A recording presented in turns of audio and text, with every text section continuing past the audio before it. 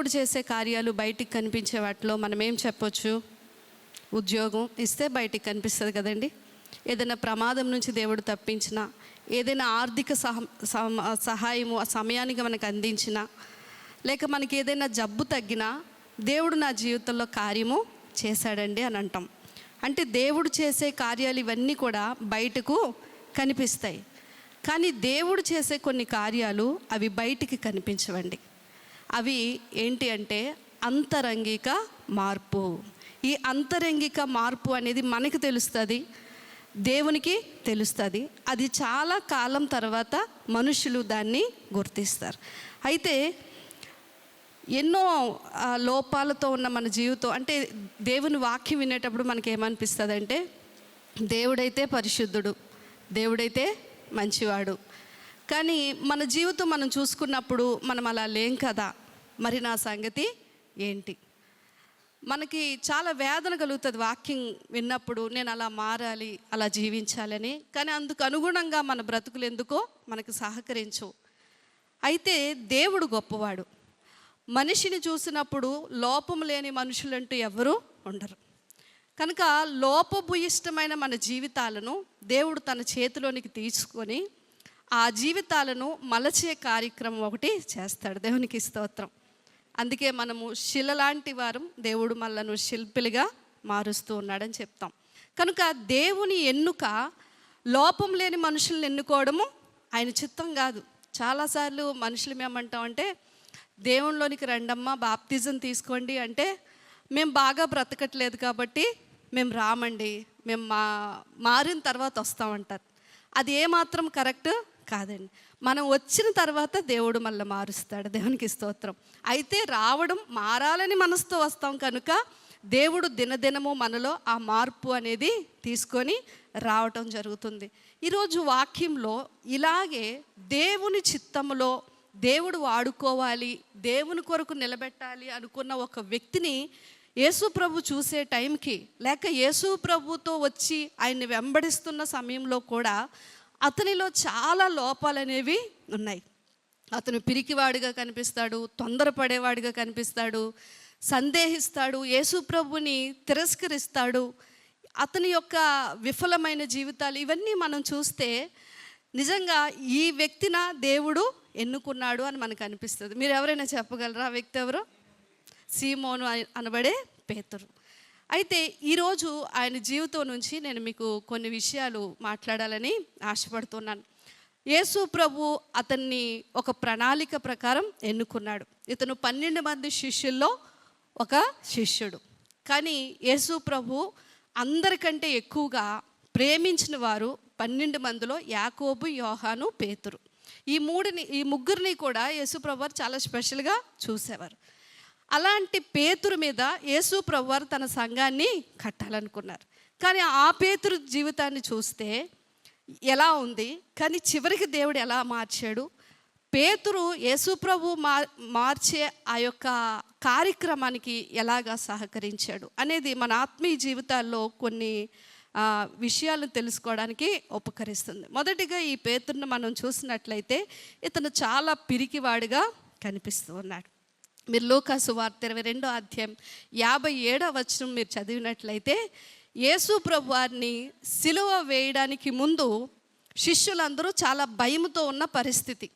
అయితే ఆ రోజు పేతురు ఒక సందర్భంలో యేసు ప్రభు ఎవరో నాకు తెలియదని చెప్పిన సందర్భం. ఒక్కసారి చదవండి ఆ మాట. లూకా సువార్త 22వ అధ్యాయం 57వ వచనం. అందుకు పేతురు, అమ్మాయి నేనతన్ని ఎరుగుననెను. చాలండి. ఇక్కడ మొదటిసారి చూస్తే 3 సార్లు నువ్వు బంకుతావు, నేనంటే తెలియదని యేసుప్రభు వారు చెప్పారు. కానీ మొదట ఎవరు వచ్చారండి? ఒక అమ్మాయి వచ్చి నువ్వు యేసుప్రభు శిష్యుడివే కదా అంటే, ఒక చిన్న పిల్ల దగ్గర కూడా యేసు ప్రభుని ఒప్పుకోలేనంత పిరికితనం. ఆలోచించేయండి. నిజంగా పిరికివారు దేవుని రాజ్యానికి వారసులా? ప్రకటన గ్రంథం 21వ అధ్యాయం 8వ వచనం మీరు చూస్తే, అక్కడున్న అగ్నిగుండంలో ఉన్న వాళ్ళందరిలో పిరికి వాళ్ళు కూడా ఉంటారు. కానీ పేతురు ఎలా ఉన్నాడు? పిరికితనం అంటే దెయ్యం అంటేనో, చీకటి అంటేనో, బొద్దింకలు అంటేనో ఈ భయాలు కాదండి. యేసు ప్రభు దేవుడు అని ఒప్పుకోవడానికి చాలామంది భయపడిపోతూ ఉంటారు. సువార్త బహిరంగంగా ప్రకటించాలంటే భయం. కొన్నిసార్లు దేవుణ్ణి నమ్ముకున్నామని బహిరంగంగా చెప్పడానికి కూడా భయం.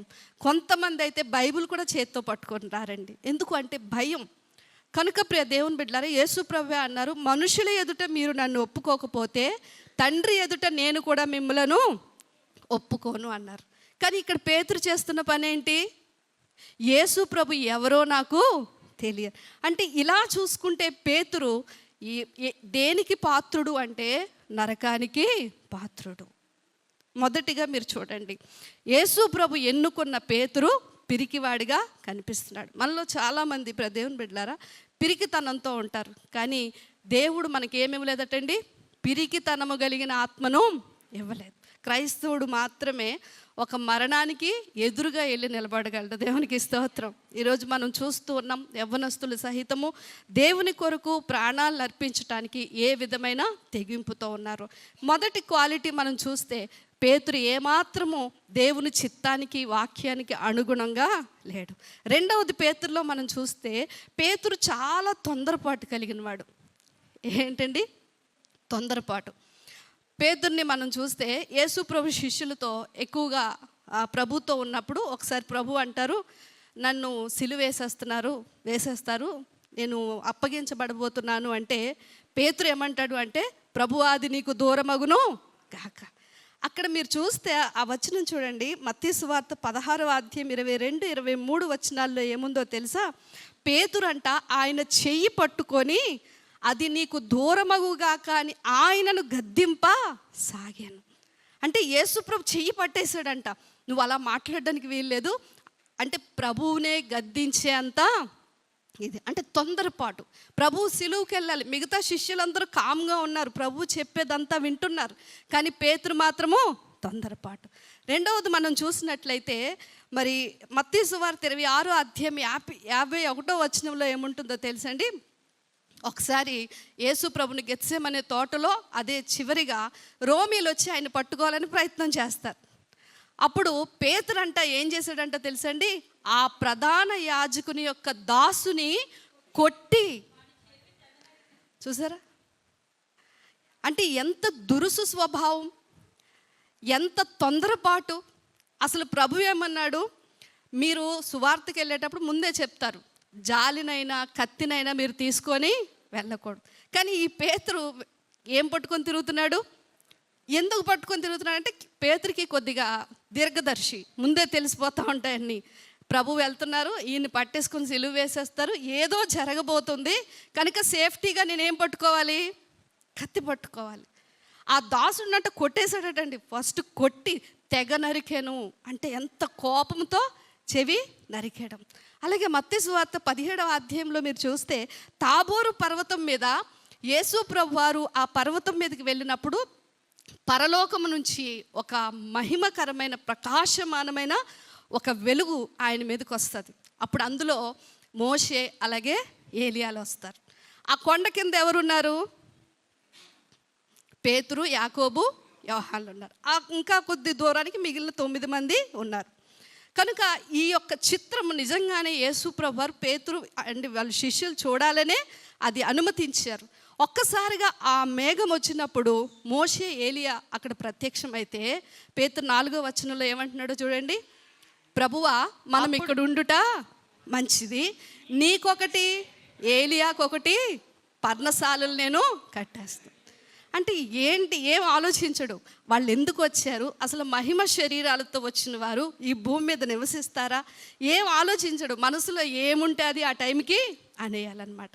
అప్పుడు ఆ స్వరం ఏమంటుందంటే, ఈయన నా ప్రియకుమారుడు, ఈయన యందు నేను, ఈయన మాట మీరు వినండి. అంటే తొందరపాటు అనమాట ఏదైనా. ఇంకా మనం చూస్తే 20వ అధ్యాయం యోహాను సువార్తలో ఆ సమాధిలోకి స్త్రీలు వెళ్ళి చెప్తారు, ప్రభు లేడు ఇక్కడ, ఆయన లేచాడు, ఆయన వెళ్ళిపోయాడు, సజీవుడిగా లేచాడు అంటే అప్పుడు యోహాను అలాగే పేతురు వాళ్ళిద్దరూ ఏం చేస్తారు అంటే, మీరు మొదటి నుంచి చదివితే త్వరగా పరిగెత్తి, అంటే అక్కడ రాళ్ళు ఉన్నాయా, రప్పలు ఉన్నాయా, యెరూషలేము ప్రాంతం ఎలా ఉంటుంది, అందులోను ప్రభువును సిలువ వేసిన కొండ ప్రాంతం చాలా కరుకుతో ఉన్న ప్రాంతం. కానీ పరిగెత్తుకొని, అంటే ఒక దూకుడు స్వభావంతో వెళ్ళిపోయి ఆయన అక్కడ లేడని చూసి వెనక్కి రావటం. 21వ అధ్యాయం మీరు చూస్తే, మీరు 21వ అధ్యాయం యోహాను సువార్త 3వ వచనం నుంచి అలాగే 7వ వచనం 9వ వచనాలు ఇవన్నీ మనం చూస్తే 7వ వచనం ఒకసారి చదవండి. కాబట్టి యేసు ప్రేమించిన 3వ వచనం చదువుదామా? 3వ వచనం. సీమోను పేతురు నేను చేపలు పట్టబోదునని వారితో అనగా వారు మేమును నీతో కూడా. ఇంత యేసు ప్రభు వారు ఆయన్ని స్థిరపరిచి బలపరిచి ఇన్ని కార్యాలు చేసి మరణం తర్వాత నేను లేస్తానని చెప్పినా కూడా మళ్ళా పేతురు ఏం చేస్తున్నాడు? నేను చేపలు పట్టడానికి వెళ్తాను అంటే, సరే నువ్వు వెళ్తే మేము కూడా వస్తాం అంటే, ఒక పని చేసినా, ఒక ఆలోచన చేసినా, లేక ఒక నిర్ణయం తీసుకున్నా పేతుర్లో ఎక్కడ నిదానం అనేది కనబడట్లేదండి. నిదానం కనబడట్లేదు. ఇంకా మనం చూస్తే అదే 21వ అధ్యాయం 20వ వచనంలో మీరు చూస్తే ప్రభు పేతురుతో మాట్లాడి ఒక సుదీర్ఘమైన సంభాషణ చేసి, పేతురు ఎప్పటికైనా నన్ను ప్రేమిస్తున్నావా అంటే పేతురు ఒప్పుకున్న తర్వాత కూడా 20వ వచనంలో ఏమంటాడంటే, సరే నేను నిన్ను ప్రేమిస్తున్నాను, కానీ నిన్ను బాగా ప్రేమించిన యోహాను ఉన్నాడు కదా, ఈ యోహాను యేసు రొమ్మున ఆనుకొని ఉన్న శిష్యుడు, యేసు ప్రేమించిన శిష్యుడు అని యోహానికి పేరు కదా, అసలు ఇతని భవిష్యత్తు ఏమవుతుంది? అసలు ఈ పేతురికి ఎందుకు ఇవన్నీ?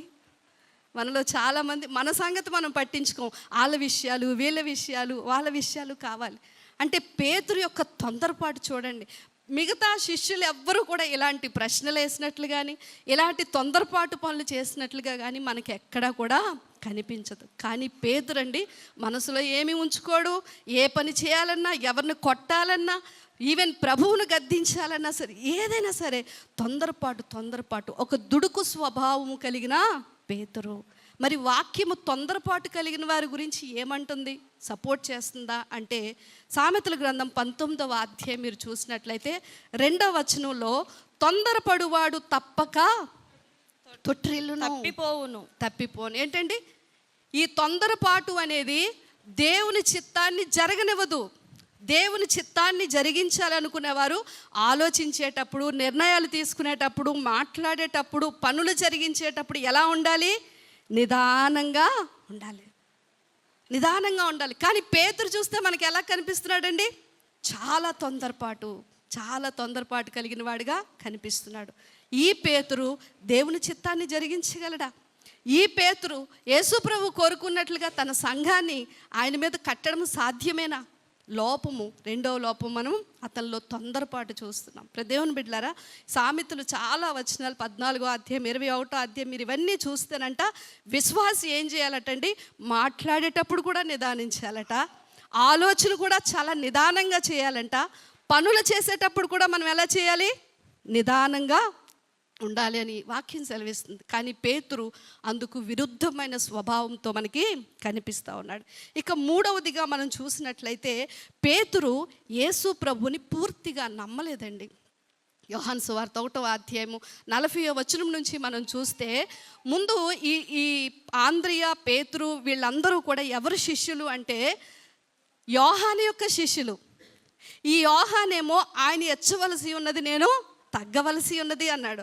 కానీ ఈ యోహాను శిష్యులైన పేతురు, యాకోబు వీళ్ళందరూ కూడా యేసు ప్రభు శిష్యులు అవ్వడానికి ఆ మొదటి వచనాల్లో, మీరు ఆ ముందు వచనాల్లో చదివితే యోహాను ఏమంటాడు అంటే, నన్ను కాదు మీరు వెంబడించాల్సింది, ఇదిగో దేవుని యొక్క గొర్రె పిల్ల అని యేసు ప్రభుని తన శిష్యులకు పరిచయము చేస్తాడు.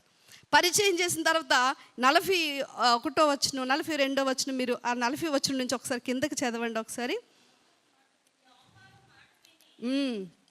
యోహాను మాట విని ఆయన వెంబడించిన ఇద్దరిలో ఒకడు సీమోను పేతురు యొక్క సహోదరుడైన ఆంద్రేయ.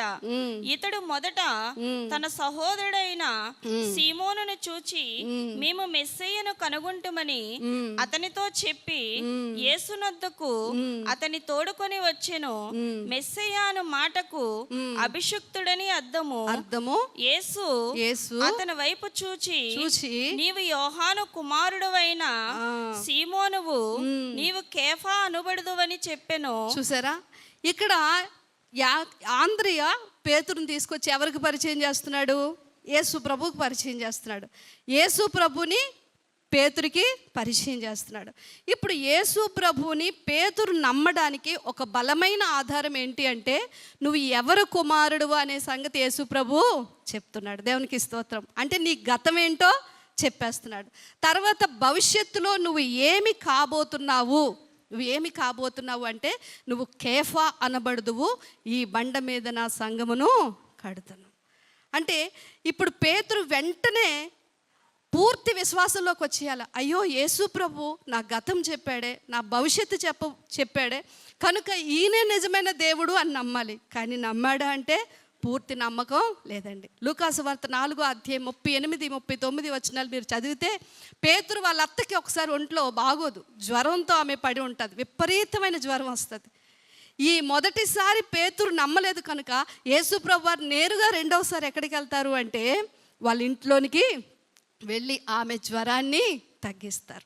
అక్కడ జరిగిన కార్యం ఎందుకు అంటే, పేతురికి నేనే దేవుడను, నేను దేవుని కుమారుడను నిరూపించటానికి యేసు ప్రభు చేస్తున్నా కూడా అక్కడ కూడా పేతురు పూర్తి విశ్వాసాన్ని కనపరచడు. ఇప్పుడు 5వ అధ్యాయం మీరు చూసినట్లయితే లూకాసు వార్తలో మీరు చూడండి, 5వ అధ్యాయంలో చూడండి, 5వ వచనం చూస్తే ప్రభువు అన్నారు, సీమోను ఏలినవాడా, రాత్రి అంతయు మేము ప్రయాసపడితేము గాని మాకేమీ దొరకలేదు, అయినను నీ మాట చొప్పున వలలు వేతునని ఆయనతో చెప్పాను. ఇప్పుడు చూడండి, ఇక్కడ సందర్భంలో పేతురు విశ్వాసం బలపరచడానికే, పేతురు ధోనిలో కార్యం చేయడానికే యేసుప్రభు వచ్చారు.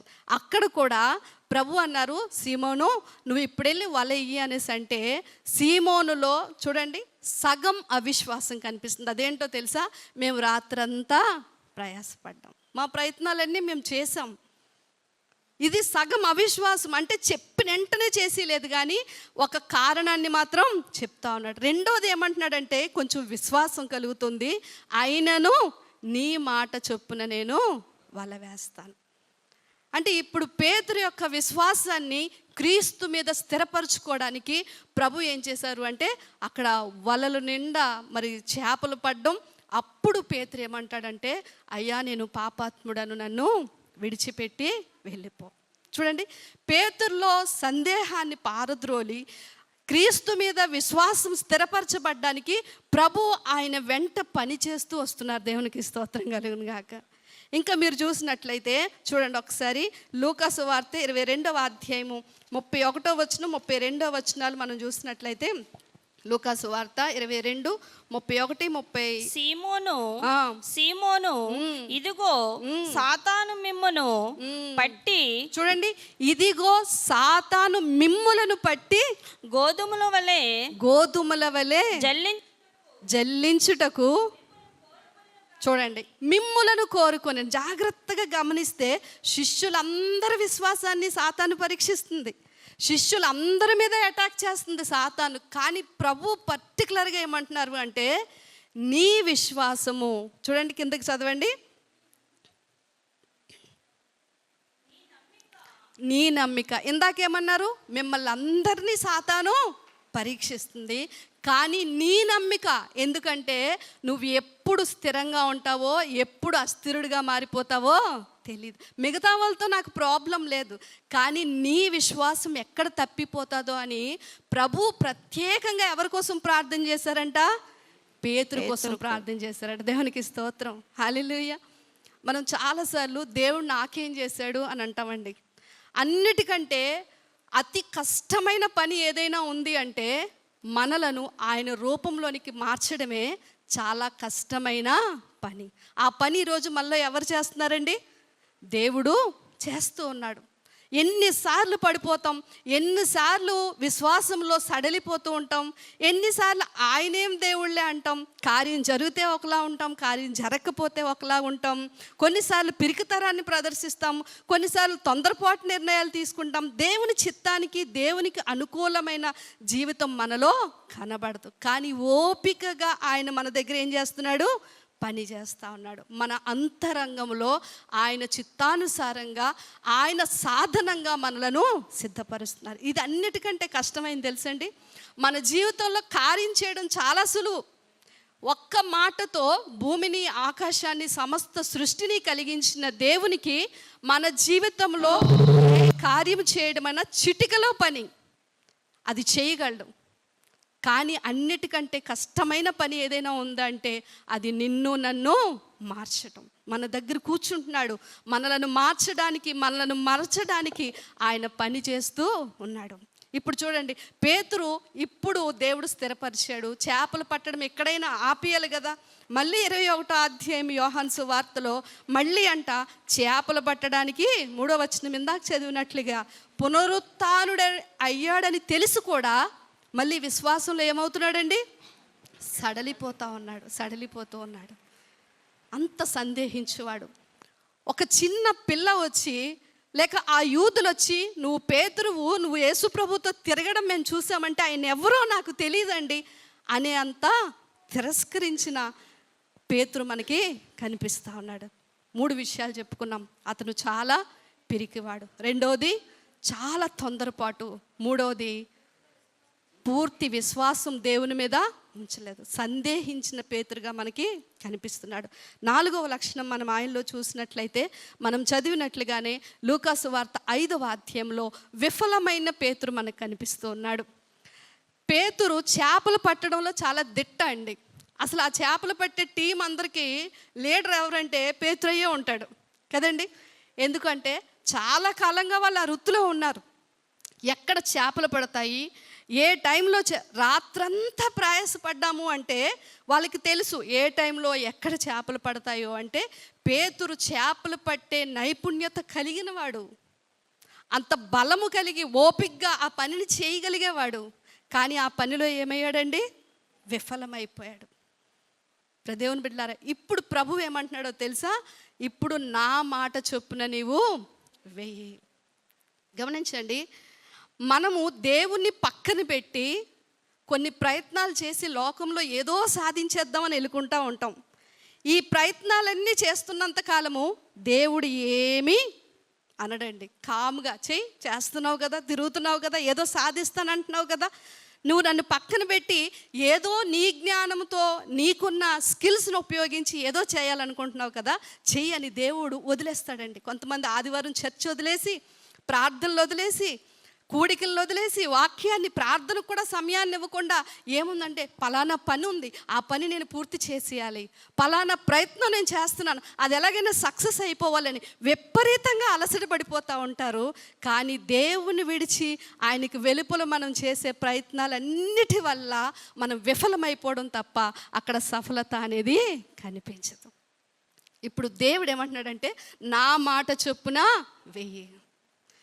గమనించండి దేవుని బిడ్డలారా, మానవ ప్రయత్నాల వల్ల జరగని వాటిని దేవుడు తన యొక్క శక్తి చొప్పున సంపూర్ణం చేయగలడు. అందుకే మనం ఆయన మీద ఆనుకోవడం అనేది నేర్చుకోవాలి.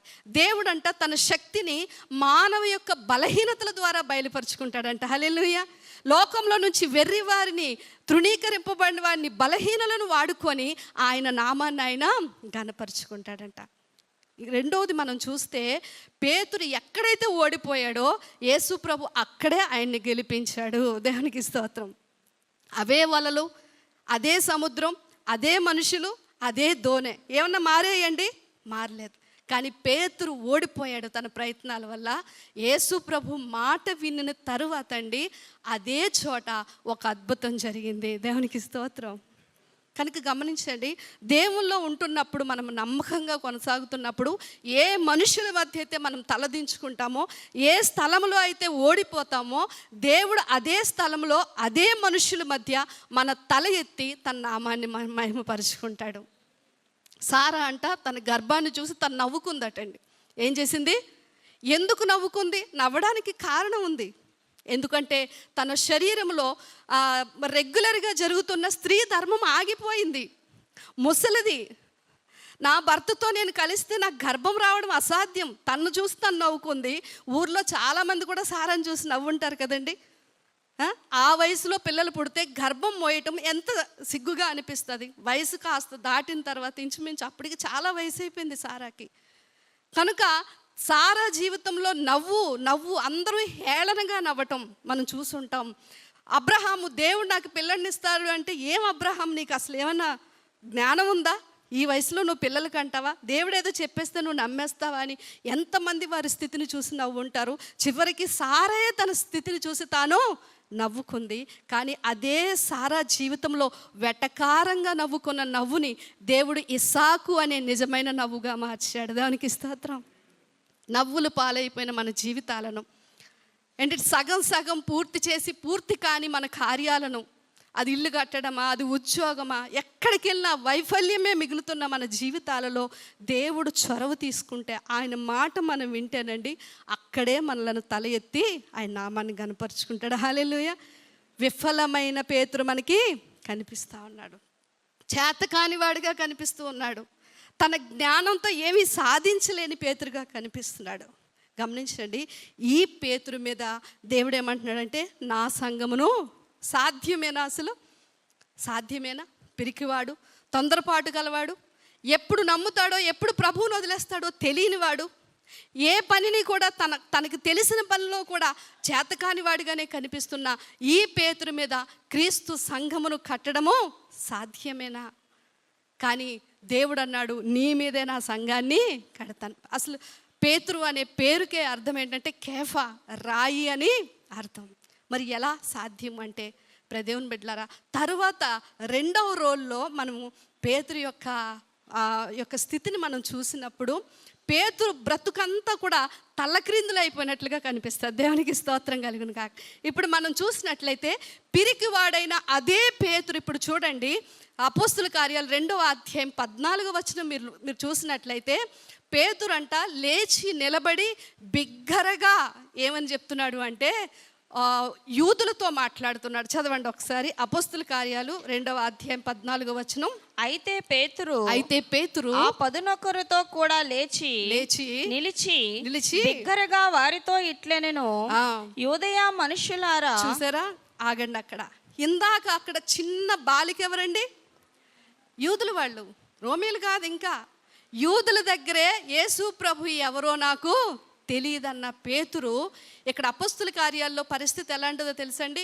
యేసుక్రీస్తు గురించి సాక్ష్యం ఇచ్చినందుకే స్టెఫన్ని రాళ్ళతో కొట్టి చంపేస్తారు. అంత వ్యతిరేకత ఉన్న స్థలంలో పేతురు మాత్రం ఏం చేస్తున్నాడో తెలుసండి, అదే యోదయ మనుషులతో యేసుక్రీస్తే నిజమైన దేవుడని బిగ్గరగా కేక వేసి చెప్తున్నాడంట. హల్లెలూయా.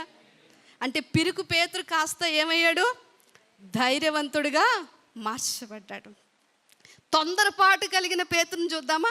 10వ అధ్యాయం కొర్నేలి ఒక ఇంట్లో జరిగిన సంఘటన చూస్తే, అపోస్తుల కార్యాలు 10వ అధ్యాయము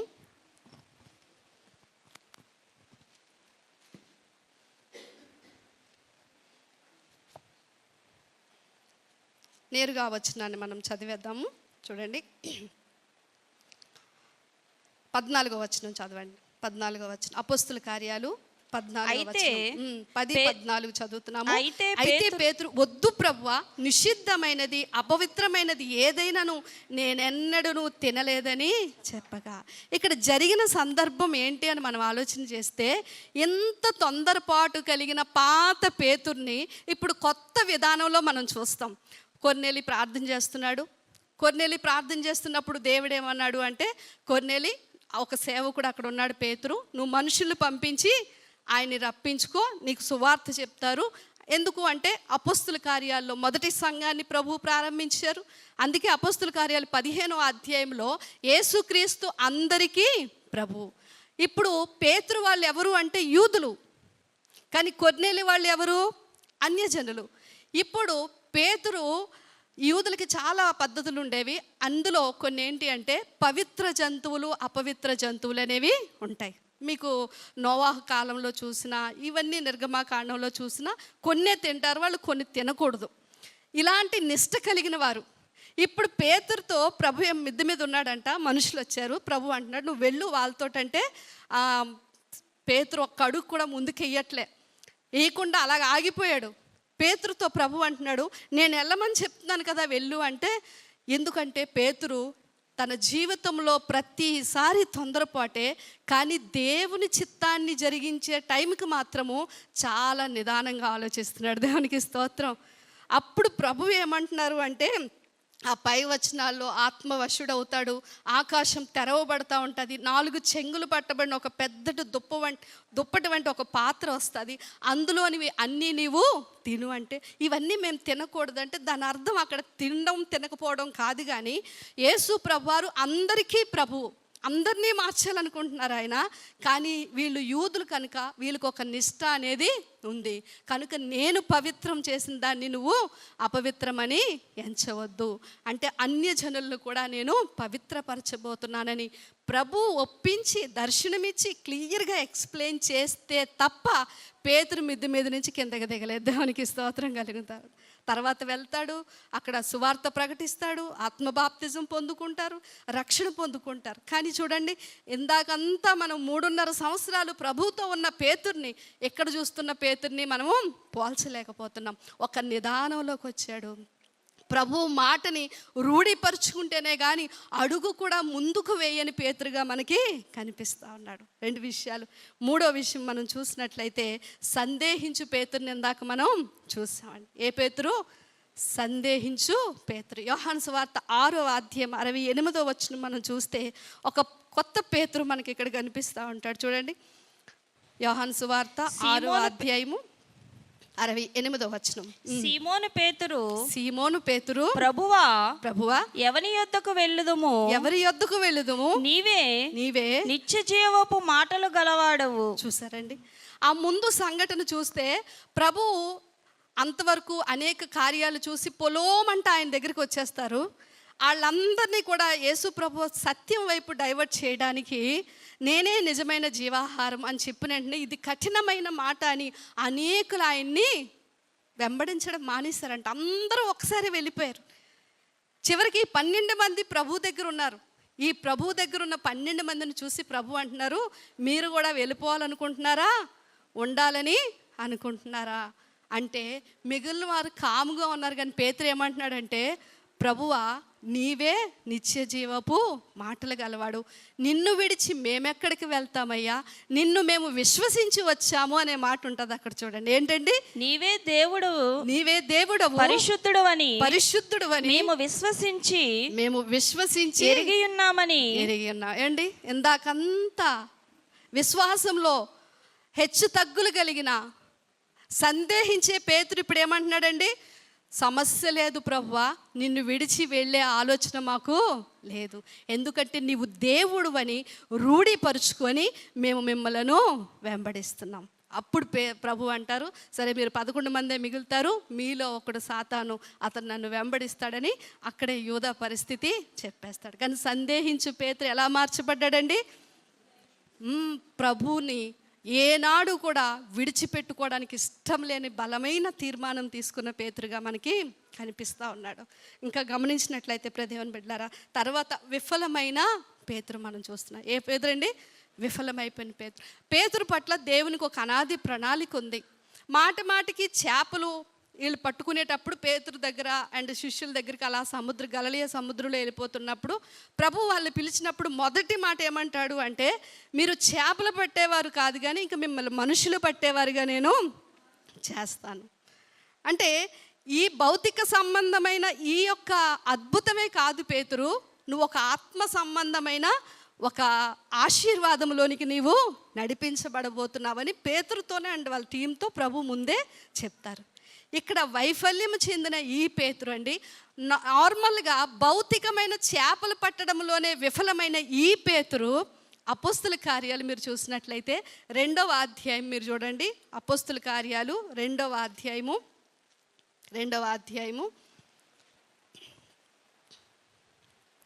41వ వచనం. కాబట్టి అతని వాక్యము అంగీకరించిన వారు బాప్తిస్మము పొందిరి. ఆ దినమందు ఇంచుమించు 3000 మంది చేర్చబడ్డారు. ఏంటండి? చేపలు పట్టలేని వాడు ఒకేసారి, మనకి వాక్య ప్రకారం లోకం అంటే సముద్రం అని, సువార్తని ఒక వలగా, చేపలు అంటే చేపలు కళ్ళలోకి వస్తే చాలామంది ఎవరో రక్షణ పొందుకుంటారని మనం మాట్లాడుకుంటూ ఉంటాం కదండి. చేపలు అంటే మనుషులని మనకు తెలుసు.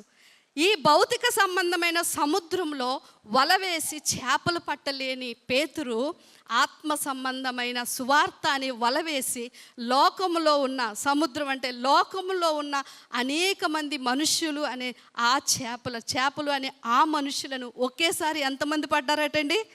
3,000 మంది. హల్లెలూయా. గమనించండి ఎలా మార్చబడ్డాడు, ఎలా విఫలమైపోయిన జీవితం, ఎలా దేవుని ఎదుట ఆయన్ని బహిరంగంగా ఒప్పుకోలేని జీవితం, ఎలాంటి జీవితం ఎలా మార్చబడుతూ వచ్చింది. పేతురు ఒక్క ప్రసంగానికి 3,000 మంది అంటే నిజంగా ఆ రోజు ఆ కిలకిల్లాడుతూ వల్లో పడిపోయిన ఆ చేపలన్నీ ఎలాగైతే ఏ కళ్ళతోనైతే పేతురు చూశాడో, ఇక్కడ ఒకే ప్రసంగానికి సంఘంలోనికి చేర్చబడిన ఆ మనుషులు ఆ సందర్భాన్ని చూస్తే ఇక్కడ వలలో చేపలు, అక్కడ సంఘంలో మనుషులు. దేవునికి స్తోత్రం. నిజంగా మన స్కిల్స్ని దేవుడు వాడుకుంటాడండి. మనం ఏ విషయంలో నైపుణ్యత కలిగి ఉంటామో అదే విషయాన్ని దేవుడు, తలాంతులు అంటే పుట్టుకతో మనకు వచ్చినవి, కృపావరాలు అంటే బాప్తిజం పొందిన తర్వాత మనం పొందుకునేవి తెలుసా. అంటే తలాంతులు కూడా దేవుడు వాడుకుంటాడు. అంటే న్యాచురల్గా దేవుడు మనకి ఇచ్చిన స్కిల్స్ని దేవుడు వాడుకుంటాడు. దేవునికి స్తోత్రం. అది ఎలా మార్చబడుతుంది అంటే ఆత్మ సంబంధమైనదిగా. లోకంలో చాలామందికి తెలియకుండానే డోలకు కొట్టేస్తూ ఉంటారు. నేను కొడుతుంటానండి, నాకు ఉంది అలవాటు. కానీ ఒకవేళ సంఘంలోనికి మనం వస్తే మీరు ఏదో మ్యూజిక్ ఎవరి దగ్గర నేర్చుకోకుండానే కొట్టేసే ఆ స్కిల్ని దేవుడు సంఘంలో ఆ సంగీతాన్ని వాయించడానికి వాడుకుంటాడు. దేవునికి స్తోత్రం. కొంతమంది ఏదైనా పని చేయడంలో, వంట చేయడంలో చాలా నైపుణ్యత కలిగి ఉంటారు. ఒకవేళ సంఘ పరిచర్యలోనికి వాళ్ళని తీసుకొని వస్తే ఆ సంఘంలోనే అనేకులకు వండి పెట్టడంలో ఆ స్కిల్నే దేవుడు వాడుకుంటాడు. దేవునికి స్తోత్రం. కనుక చేపలు పట్టడంలో నైపుణ్యత కలిగిన ఈ పేతురు సంఘములో ఆత్మలను చేర్చడంలో సఫలమయ్యాడండి. ఇంకా ఎదురులేని పేతురుగా మనకి కనిపిస్తున్నాడు. నేను కొన్ని టైటిల్స్ పెట్టుకున్నాను దీనికి. సందేహించిన పేతుర్ని దేవుడు సమర్పణ కలిగిన పేతురుగా మార్చాడు. దేవునికి స్తోత్రం. సమర్పణ అండి. ప్రభు పిలగానే అద్భుతం చూసిన తర్వాత లూకాసు వార్త 5వ అధ్యాయం 11వ వచనంలో వారు సమస్తమును విడిచిపెట్టి ఆయనను వెంబడించారు. సమర్పణ. నిజంగా దేవుని ఏర్పాటుకి మనిషి యొక్క సమర్పణ తోడైందనుకోండి, దానికి ఎదురు అనేది ఉండదండి. సంఘంలో పరిచర్యలోనైనా విశ్వాస జీవితంలోనైనా గొప్ప ఆత్మ సంబంధమైన దీర్ఘదర్శులుగా మనం మారాలన్నా, దర్శనములు లేక కలలు లేక సంఘంలో ఏం జరుగుతుంది, లోకంలో ఏం జరుగుతుంది అనే కొన్ని విషయాలను మనం ఒకవేళ ముందుగానే గ్రహించగలగాలన్నా, ఆత్మనేత్రాలతో చూడాలన్నా, సంఘము లేక మన యొక్క పరిచర్య అభివృద్ధిలోకి వెళ్ళాలన్నా దానికి ఒకటి ఏంటో దేవుడు కోరుకునేది సమర్పణ. ఏంటండి? సమర్పణ. మన సమర్పణ. కొంతమంది దేవుని కోసం ఉద్యోగాల్ని సమర్పిస్తారు. కొంతమంది వారికి ఈ లోక సంబంధమైన ఆశలు, కోరికలు కలిగిన కొన్ని వస్తువులను సమర్పించేసుకుంటారు, ఇది నాకు వద్దు అని. కొంతమంది వారి వస్త్రాలను మార్చుకుంటారు. కొంతమంది వారి ఇళ్లను దేవుని కోసం ఇచ్చేస్తారు. కొంతమంది వారి జీవితాలనే దేవుని కోసం ఇచ్చేస్తారు. ఇదంతా దేనిలోనికి వస్తుంది అంటే సమర్పణలోనికి వస్తుంది. మన సమర్పణ ద్వారానే దేవుని యొక్క అద్భుత ఆశ్చర్య కార్యాలను మనం చూడగలం. ఈ పేతురు ఎలా మార్చబడ్డాడో తెలుసండి. మీరు చూడండి, మత్తయి సువార్త 16వ అధ్యాయము తన సమర్పణ పేతుర్ని ఎలా మార్చింది అంటే 16వ అధ్యాయం 13వ వచనం నుంచి కిందకు మీరు చదివితే యేసు ప్రభు శిష్యుల్లో ఒక మాట అడుగుతారు. అసలు వీళ్ళందరూ నా గురించి ఏమనుకుంటున్నారు అంటే, శిష్యులు అంటారు, ప్రభువా కొందరు ఏలియా అంటున్నారు నిన్ను, కొందరు నిన్ను యోహాన్ అంటున్నారు, కొందరేమో నిన్ను ఇర్మియా అంటున్నారు అంటే పేతురు ఏమంటాడో తెలుసా? అందుకు సీమోను పేతురు నీవు సజీవుడవు దేవుని కుమారుడవైన క్రీస్తు అని చెప్పాను. దేవునికి స్తోత్రం. అప్పుడు ప్రభు అంటారు, పేతురు ఇది నీకు వచ్చిన ఆలోచన కాదు, ఇది తండ్రి, పరలోకమందున్న తండ్రి నీకు బయలుపరిచెను. ఏంటండి? ఏదన్నా దేవుడు మనకి బయలుపరచాలంటే మన జీవితంలో ఏముండాలి? సమర్పణ. దర్శనాలైనా, కలలైనా, ఎవరి జీవితంలో ఏది జరుగుతున్నా, ఏ ఆత్మ నడిపింపైనా, ఏ ప్రేరేపణ అయినా, ఏ సంఘంలో లేక ఏ పరిచర్యలో సఫలం అవ్వాలన్నా దానికి ఒకే ఒకటి దేవుడు కోరుకునేది సమర్పణ.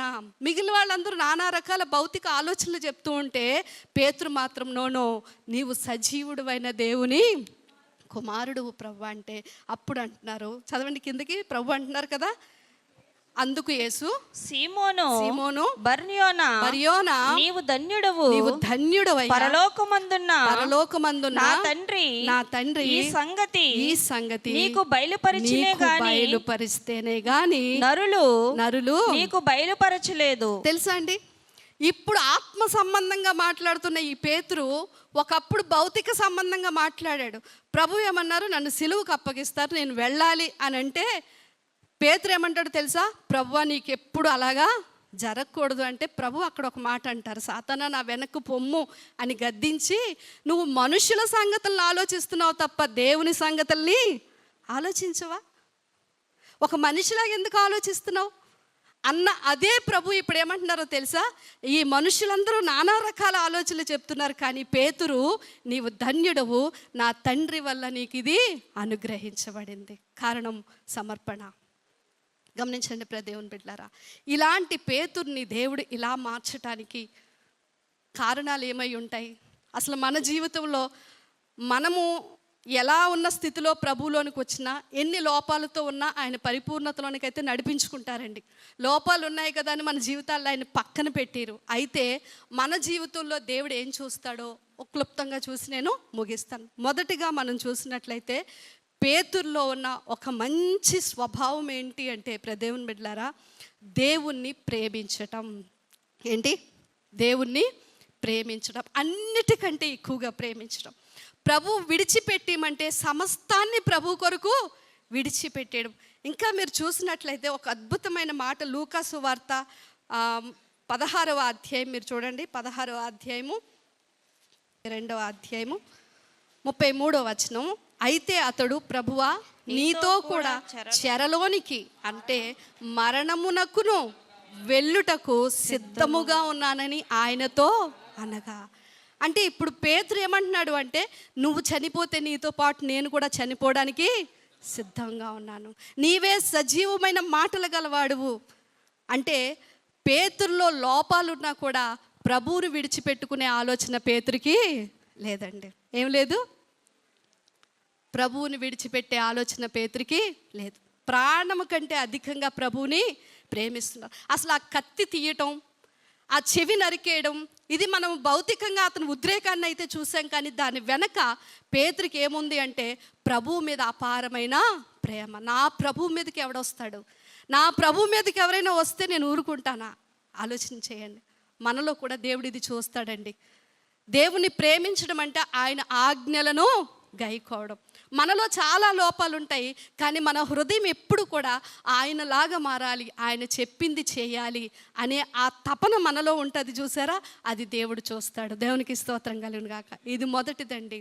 రెండవది, పేతురులో ఎలాంటి స్వభావం ఉందా? ఇంత దుడుకు స్వభావం కలిగిన పేతురు అండి, ప్రభు గద్దిస్తే కనుక తిరిగి ఒక్క మాట కూడా సమాధానము చెప్పడం. ప్రభు అది నీకు దూరమగునుగా, కానీ ఇలా ప్రభు చేతిని పట్టుకొని నువ్వు సిలువుకి వెళ్ళకూడదు అంటే ప్రభు ఏమన్నారు, సాతానా నా వెనక్కి పొమ్ము అంటే అది గద్దింపేనా కాదా? అంతమంది శిష్యుల ముందు ఒక్కసారిగా నువ్వు సాతాను అంటే పేతురికి ఎలా ఉంటుంది? చాలా బాధేస్తుంది. తిరిగి ఒక్క మాట మాట్లాడాడండి, ప్రభు గద్దింపుని స్వీకరించాడు. ఇంకా మీరు చూస్తే మత్తయి సువార్త 26వ అధ్యాయంలో 57వ వచనం అనుకుంటే, అక్కడ కత్తి పట్టుకున్నవాడు కత్తితోనే పోతాడు పేతురు అన్నాడు. ఎప్పుడైతే ఆ మల్కు యొక్క ఆ చెవిని పేతురు తెగనరికేస్తాడో అప్పుడు మీరు 51, 57 మనం చూసాం కదా మత్తయి సువార్త. ఇదిగో యేసుతో కూడా ఉన్న వారిలో ఒకడు చెయ్యి చాచి, డైరెక్ట్గా వచనం 51 చదవండి. 51 కత్తి దూసి ప్రధాన యాజకుని దాసుని కొట్టి వాని చెవి తెగ నరికెను. యేసు నీ కత్తి వరలో తిరిగి పెట్టుము, కత్తి కత్తి పట్టుకొని వారందరూ కత్తి పట్టుకున్న వాళ్ళందరూ కత్తి చేతనే నశింతురు. ఆ టైంకి కత్తి ఎవరు పట్టుకున్నారు ఏంటండి? పాస్టర్ గారు వాక్యం చెప్తూ ఏదో వాక్యంలో నుంచి తీసారనుకోండి, ఆ వారం అదే బలహీనత మనలో ఎవరిలో అయినా ఉంటే మనం ఏమంటాం? నన్నే అన్నాడు పాస్టర్, నన్నే టార్గెట్ చేశారు అని అంటామా అనమా? ఇక్కడ నేరుగా కత్తి పట్టుకొని మలుకు చెవి నరికింది ఎవరు? పేతురే. కానీ ప్రభు ఏమన్నాడు? కత్తి పట్టుకున్నాడు కత్తితో పోతాడంటే, అయితే ప్రభువా నీ మీద ఎంత ప్రేమ చూపించినందుకు తిరిగి నాకు చేసిన సన్మానం ఇదా అని అనలేదండి. ప్రభు గద్దించిన ప్రతిసారి కూడా పేతురు తల దించుకొని ఆయనకు లోబడుతూ వచ్చాడు. దేవునికి స్తోత్రం కలుగును గాక. మన జీవితాల్ని, ఎన్ని లోపాలతో ఉన్న మన జీవితాన్ని ప్రభువులోనికి మార్చేదేంటో తెలుసండి. ఒకటి ఆయన మీద ప్రేమ, రెండోది ఆయన మాట విని ఆయనకి లోబడి బ్రతకటం. సామెతల గ్రంథం 15వ అధ్యాయము ఒకసారి చూడండి, 32, 33 వచనాల్లో మనం చూసినట్లయితే సామెతల గ్రంథము 15వ అధ్యాయము 32 నేరుగా చదువుదాం. గద్దింపు వినువాడు, గద్దింపు నల్లని వాడు తన ప్రాణమును తృణీకరించును. గద్దింపును వినువాడు ఏమవుతాడండి? వివేకి అగును. ప్రభు గద్దించాడా లేదా? గద్దించాడు. విన్నాడా లేదా? పేతురు విన్నాడండి. ఒకసారి తెస్సలోనికలకు రాసిన పత్రిక ఈ వచనం నేను మీకు చూపిస్తాను. సామెతలు 9:8 ఉందన్నమాట. మూర్ఖుని గద్దింపుకుము, అతడు నిన్ను ద్వేషించును. జ్ఞానము గలవాన్ని గద్దించుము, అతడు నిన్ను ప్రేమించును. ఒకసారి 9:8 వచనం సామెతలు, సామెతల గ్రంథం 9వ అధ్యాయం 8వ వచనం. గద్దింపకుము ఎడల, గద్దించిన ఎడల వాడు నిన్ను ద్వేషించును. నిన్నేం చేస్తాడటండి? చిన్న విషయం సరిచేస్తే ఎవరినైనా ఒప్పుకోరండి. ఈరోజు చాలా బాధాకరమైన విషయం ఏంటంటే, వాళ్ళు అలా ఉన్నారని తెలిసినా మేము సేవకులుగా బాధపడి వాళ్ళ కోసం ప్రార్థన చేసి విడిచిపెట్టేస్తున్నాం. కానీ ఈవెన్ చిన్న పిల్లలు కూడా ఇలా చేయకూడదురా బాబు, ఇలా ఉండకూడదంటే చిన్న పిల్లలు కూడా ఒక మాట తీసుకోలేని పరిస్థితి. అంత సెన్సిటివ్ అయిపోయాం మనం. కానీ దేవుని పిల్లలుగా మనం అభివృద్ధి చెందాలి, మన జీవితాలు మార్చబడాలి అంటే మాత్రం మనం దేనికి లోబడాలటండి? గద్దింపుకు. బ్రదర్ మీరు చేస్తున్నది కరెక్ట్ కాదు అంటే నేను ఆలోచిస్తాను, ఇది తప్పేమో. వెంటనే అలాగా చెప్పినప్పుడు 2 రియాక్షన్లు వస్తాయి. ఒకరు నీకు దూరం అయిపోతారు నన్ను అంటారా అని, రెండో ఒకరు తప్పు చెప్పినందుకు మళ్ళంట ప్రేమిస్తాను, నా మంచి కోరి చెప్పారు నేను సరి చేసుకుంటాను. ఏ లిస్టులో మనం ఉంటున్నామో ఒకసారి ఆలోచన చేయండి. చూడండి, దేవుని వాక్యం మన దగ్గరికి వచ్చినప్పుడు మనం ఎలా ఉండాలి? 1 తెస్సలోనికలకు రాసిన పత్రిక 2వ అధ్యాయం 13వ వచనం ఒకసారి చూద్దాం. 1 తెస్సలోనికలకు రాసిన పత్రిక 2వ అధ్యాయం 13వ వచనం. ఆ హేతువు చేతను మీరు దేవుని గూర్చిన వర్తమాన వాక్యము మా వలన అంగీకరించినప్పుడు మనుషుల వాక్యమని ఎంచక అది నిజముగా ఉన్నట్లు దేవుని వాక్యమని దానిని అంగీకరించితిరి గనుక మేమును మానక దేవునికి కృతజ్ఞతాస్తుతులు చెల్లించుచున్నాము. చూడండి, పౌలు వాళ్ళు బోధ చేస్తుంటే తెస్సలోనిక సంఘం చాలా మంచి సంఘం కదా. మిగతా సంఘాల్లో చిన్న చిన్న డిఫెక్ట్స్ మనకి రాసుకుంటూ వస్తారు, కానీ తెస్సలోనిక సంఘము వాక్యాన్ని అంగీకరించిన సంఘం అంట. దేవునికి స్తోత్రం కలిగిన. పౌలు వాళ్ళు బోధ చేస్తున్నప్పుడు పౌలు ఏమంటున్నాడు అంటే, మేము చెప్పే ఈ వాక్యము మనుష్యుల వాక్యం అని మీరు ఎంచకూడదు. వాక్యం మనలో కార్యం చేయాలంటే, వాక్యం మనలను మార్చాలి అంటే దాన్ని ఏమని ఎంచాలంటండి? ఇది నేను చెప్తున్న మాటలు కాదండి, ఇది నేనేమైనా రాసుకొని తెచ్చానా? మీకు వాక్యంలో నుంచే తీసి అది మనకు అర్థమయ్యే భాషలో నేను ఎక్స్ప్లెయిన్ చేస్తున్నాను. పాస్టర్ గారు ఇలా చెప్పారు అన్నంతకాలం మన బ్రతుకులు మారవు. పాస్టర్ గారు ఇలా చెప్పారు అన్నంతకాలం మన జీవితాలు మారవు. దేవుడు ఇలా మాట్లాడాడు అన్నప్పుడంట ఆ వాక్యము మనలో కార్యసిద్ధి కలుగ చేయను. దేవునికి స్తోత్రం కలుగు. కొన్నిసార్లు చిన్న పిల్లల్ని వాడుకుంటాడు దేవుడు, కొన్నిసార్లు యవ్వనస్తులు మనకంటే తక్కువ స్థాయిలో.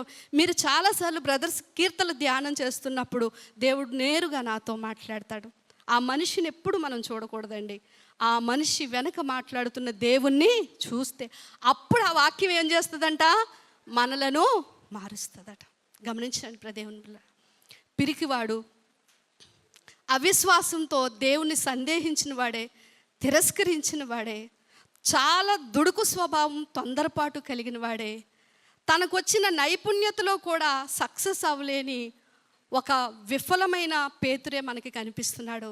కానీ అదే పేతురు ఒక అద్భుతమైన సక్సెస్ఫుల్గా మనకి కనిపించడానికి, ఒక ధైర్యవంతుడిగా కనిపించడానికి, ఒక నిదానమైన పేతురుగా కనిపించడానికి కదండి, దేవుని చిత్తంలో ఒక్క ప్రసంగంలోనే అంతమందిని మార్చడానికి తన జీవితాన్ని అలా తలక్రిందులు చేసిందేంటో తెలుసా? పేతురులో గద్దింపు వినే స్వభావము. దేవునికి స్తోత్రం.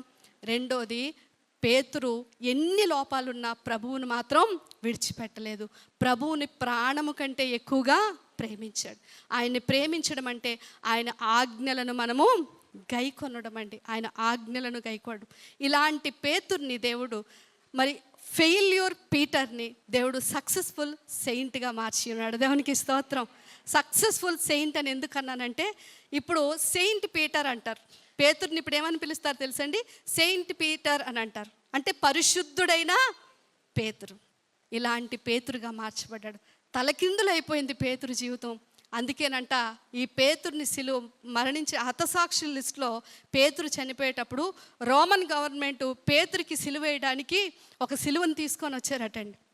నువ్వు ప్రభు శిష్యుడు కదా, ఆయన ఎరగనని బొంకిన శిష్యుడు కదా అని ఆయనకి సిలువ వేయడానికి ఒక సిలువను తీసుకొని వస్తే పేతురు లాస్ట్లో అన్నాడంట, నాకు ప్రభులాగా సిలువ వేయకండి, తలక్రిందులుగా సిలువ వేయండి. ఎందుకు అలా అన్నాడో తెలుసండి? ఆయనలాగా సిలువ వేయించుకోవడానికి నేను యోగుణ్ణు కాదండి. ఆయన తగ్గింపు తెలియచేస్తూ ఉన్నాడు. పిరికివాడిని, తొందరపాటు కలిగిన వాడిని, అవిశ్వాసిని, ప్రభువును తిరస్కరించిన నా జీవితాన్ని ఇలా సక్సెస్ఫుల్గా, ఎంతో ధైర్యం కలిగిన వాడిగా, నిదానంగా, ఒక రాయి లాంటి నా జీవితాన్ని ఒక శిల్పంగా మార్చి తలక్రిందులు చేసిన ఆ క్రీస్తు కొరకు నాకు తలక్రిందులుగా సిలువ వేయండి అన్నాడంట. హల్లెలూయా. గమనించండి, మనల్ని కూడా దేవుడు వాడుకుంటాడు, మనల్ని కూడా దేవుడు నిలబెడతాడు. మన పట్ల కూడా దేవునికి ఒక ప్రణాళిక ఉంది. అయితే మన జీవితంలో గద్దింపుకు లోబడుతున్నామా? దేవుని ప్రేమించటంలో దేన్నైనా విడిచిపెట్టుకునే అంత సమర్పణ మనకుందా? దేవుని కంటే నాకు ఏది ఎక్కువ కాదు అనే అంత ప్రేమ ఆయన మీద ఉంటే మనల్ని కూడా దేవుడు మార్చి వాడుకుంటాడు. మీరు ఎప్పుడైనా పట్టు చీరలు షాపులో చూడండి, పట్టు చీర ఇలా ఓపెన్ చేయగానే ఎవరి కళ్ళైనా మిరుమిట్లు గొలిపే విధంగా ఉంటుంది కదండి. అన్ని వస్త్రాలు వేరు, పట్టు వస్త్రం వేరు. దాని మీద లైటింగ్ పడగానే లేక దానిని చూడగానే చాలా అందంగా కనిపిస్తుంది. కాటన్ కంటే పట్టు చీరలు చాలా ఆకర్షణీయంగా కనిపిస్తుంది. కానీ మీరు గమనించండి, అదే పట్టు చీరలు నేస్తారు కదా, ఆ స్థలానికి మీరు ఎప్పుడైనా వెళ్ళండి, మగ్గం ఉంటుంది. అక్కడ పని చేసేవాళ్ళు పెద్ద గొప్పోళ్ళు ఏమి ఉండరు, పనివాళ్ళు పనిచేస్తూ ఉంటారు. ఈ మగ్గం మీద సగం సగం అల్లిన చీర సగమే కనిపిస్తుంది, రంగులు కనిపిస్తాయి, దారాలు కనిపిస్తూ ఉంటాయి. ఒక పక్కనేమో ఇంకా కొన్ని దారాల ముద్దలు కనిపిస్తూ ఉంటాయి, రంగులు కనిపిస్తూ ఉంటాయి. అదంతా చూస్తే నేత దగ్గరికి వెళ్ళినప్పుడు మనకు అంత ఇష్టపడదండి. కానీ అదే చీర నేచిన తర్వాత, అదే వస్త్రం నేచిన తర్వాత మనకి షాప్లో చూస్తే ఎలా ఉంటుంది? చాలా ఆకర్షణీయంగా ఉంటుంది. సేమ్ మన జీవితాన్ని కూడా దేవుడు నేస్తూ ఉన్నాడు. దేవునికి స్తోత్రం. మారుస్తూ మలుస్తూ ఉన్నాడు. మనం ఏం చేయాలి? నన్ను అలాగన్నారు ఇలాగన్నారని సేవకుల మీద కానీ లేక వాక్యం చెప్పేవారి మీద కాదు, కానీ ఇది దేవుని మాట, ఈ మాట దేవుడు నాతో మాట్లాడాడు, నన్ను సరి చేసుకోవాలని. రెండోది, ప్రభువును ప్రేమిస్తూ మనం ముందుకు వెళ్ళినప్పుడు మనం కూడా ఎంత విఫలమైపోయిన జీవితాలైనా దేవుడు చాలా సక్సెస్ఫుల్ జీవితాలుగా మారుస్తాడండి. దీర్ఘదర్శిగా మార్చబడ్డాడు. పేతురు మీద నా సంఘాన్ని కడతానని ప్రభు ఎందుకన్నారో తెలుసా? అపోస్తుల కార్యాలు సంఘానికి పునాది. దేవునికి స్తోత్రం. ఆ సంఘంలో మొదటి పాస్టర్ ఎవరో తెలుసా? పేతురు అండి. మొదటి ప్రసంగానికి మనుషులు ఎంతమంది మారారు? ఎలాంటి పేతుర్ని దేవుడు ఎలాగా మార్చాడు. నిజంగా ఈ మధ్య ఒక పాట వచ్చింది, బలపరుచువాడు స్థిరపరచువాడు, పడిపోయిన చోటనే కొంచెం నేను అది ముందు దేవుడు బలపరుస్తాడు, తర్వాత స్థిరపరుస్తాడు. అది కొద్దిగా చేంజ్ చేసుకోవాలి, కానీ పడిపోయిన చోటే నిలబెట్టే దేవుడై ఉన్నాడండి. కదండి. ఓడిపోయిన మన జీవితాలను, లోపాలతో ఉన్న మన జీవితాలను దేవుడు వదులుకోవడానికి ఇష్టపడట్లేదు. కానీ మనం ఆయనకి సహకరిస్తే మనలో కార్యసిద్ధి కలుగు చేసి ఒక అద్భుతమైన భవిష్యత్తులోనికి దేవుడు నడిపించాలనుకుంటున్నాడు. కళ్ళు మూసుకున్నట్లయితే ప్రార్థన చేసుకుందాం. సేవకులు వచ్చి ప్రార్థన చేస్తారు.